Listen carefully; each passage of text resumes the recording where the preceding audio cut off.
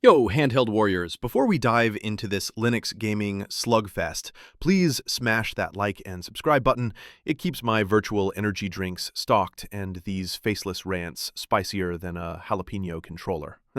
Sick of Windows chugging your battery like a frat bro at a keg party, dreaming of that Steam Deck sorcery on your ROG Ally, Legion Go, or some janky mini PC? Say hello to SteamOS and Bazzite, the console-crushing cousins of Linux gaming. I've swapped OS/ES like a kid trading Pokemon cards, and choosing between these is like picking tacos over burgers. Both are fire, but one's got that extra zing. Let's break it down with a grin and some stone-cold facts. SteamOS, Valve's golden goose, is Arch-based Nirvana built for the Steam Deck. Boot up and it's gaming mode galore. Proton makes Windows games purr like kittens, Suspend Resume is smoother than a jazz playlist, and Steam's UI feels like a warm hug from Gabe Newell himself. Pros? It's polished to a mirror shine. Controller support is chef's kiss. Performance barely hiccups on older AMD chips, and atomic updates keep your system cleaner than a monk's inbox. Deck owners, this is your plug-and-play soulmate. Cons? It's a hardware diva. New GPUs like AMD 9070 or Intel Arc expect a year-long wait for Valve's blessing.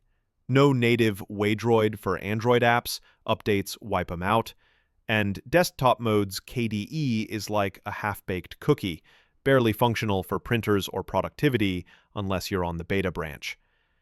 It's a Ferrari that only cruises Valve's racetrack, not your daily commute. Enter Bazzite, the Fedora-powered renegade, struts in like a tech cowboy yelling, "Yeehaw!" at hardware limits.